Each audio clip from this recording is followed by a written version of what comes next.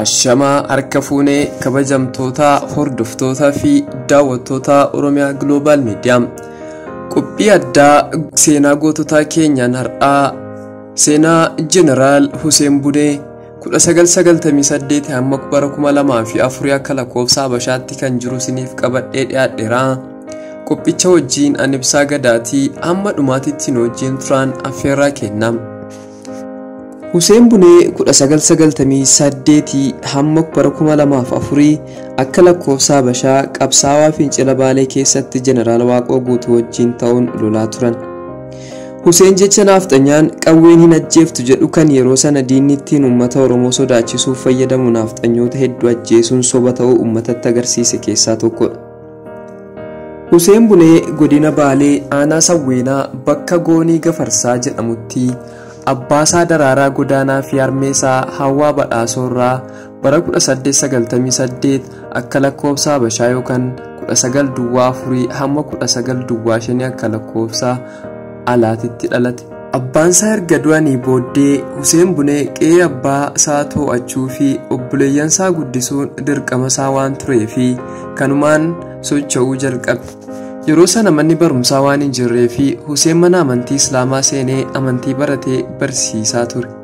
Erga guddatee haadha manaa fuudhee booddee ciminnaa fi siyaa'inna isaa kan arge bulchiinsi mootummaa Hayila Sillaasee keessatti burqaa godhanii muudan. Adeemsa keessas ciminna isaarraa ka'uun gara bakka bu'aa Baalabbaatatti ol guddisan. Adeemsa hojii kana keessatti hacuuccaa sirni nafxanyaa ilmaan Oromoo irraan ga'u arguun aaruu jalqabe. Walga'ii Baalabbaatotaa Oromootaan 18 irratti Hussein Oromoon sirna nafxanyaa qabsaa'uu akka qabu innis kanumaaf qophaa'uu isaa itti himee isaaniifis akka isaan faana hiriiran gaafate. Isaan garuu humna maaliitiin Hayila Sillaaseen loltaa kuni gonkumaa hin ta'u jedhanii didan. Innis akkamitti akkaan qabsaa'uu nafxanyaa akka falmuu isinittan agarsiisa jedheenii biraa deeme. Itti aansuun Hussein Bunee horii isaa keessaa sangoota 9 gurguree qawwee 3 bitatee qabsaa'uuf qophaa'e. Obboloota isaa fi namoota biraa muraasa fudhatee bara 1962 akka lakkoofsa Habashaa qabsaa'uu eegale. Hussein Bunee gaara Goonii irratti qubachuudhaan qabsoo finiinse.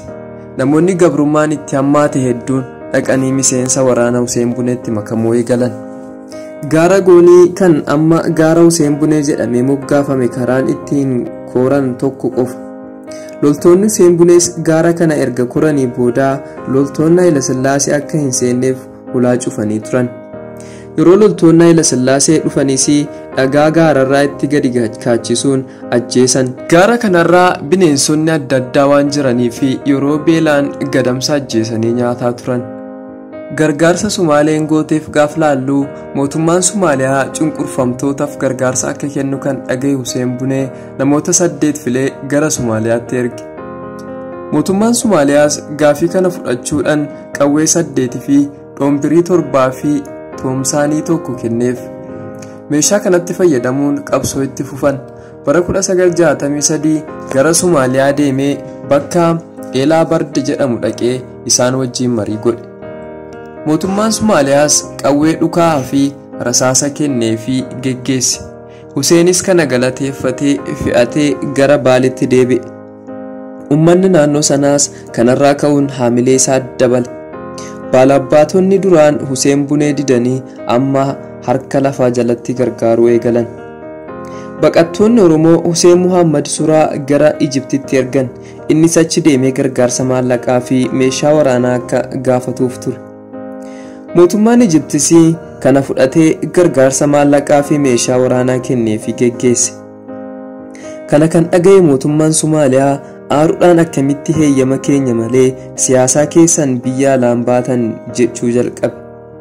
Meeshaa waraanaa gargaarsan dhufe kan barbaraa fi basaasoo gidduutti bu'ee ture.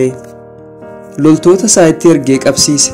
Namoota meeshaa waraanaa kana fe'uuf dhufan 36 qabee mana hidhaa Looyii Haaddee jedhamutti waggoota 5 fidhe. Baqattoonni Oromoo Sumaaliyaa keessa turan nuti Sumaalee abboo odoo hin taane nuti Oromoodha yoo nu gargaartan maqaa kanaan nu gargaaraa jedhanii ibsa baasan. Hussein Bunee mootummaa Sumaaliyaa wajjin haasaa godhee kanumaa waan ifa godheef mootummaan Somaaliyaatiin hidhan. Mootummaan Somaaliyaa maqaa Somaaliyaa abbootiin yoo qabsooftan gargaarsa isiniif goonaa, umrii kee guutuu mindaa siif kafala jedhee amansiisuuf yaaleera. Huseen Bunee ni dide.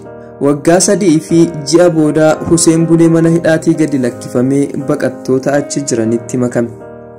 Mootummaan Somaaliyaa gaafa gadi lakkisuu qarshii shilingii 30,000 kenneef jedhama. Kabajamtoota hordoftootaa fi daawwattoota Oromiyaa Global Media, qophii addaan keenya har'aa Jeneraal Huseen Bunee irratti qopheeffannee kan hanga ammaa fakkaatudha. Hamma sagantaa itti aanutiin walitti deebinutti sagantaa Oromiyaa Global Media afaan wajjin turtii gaarii.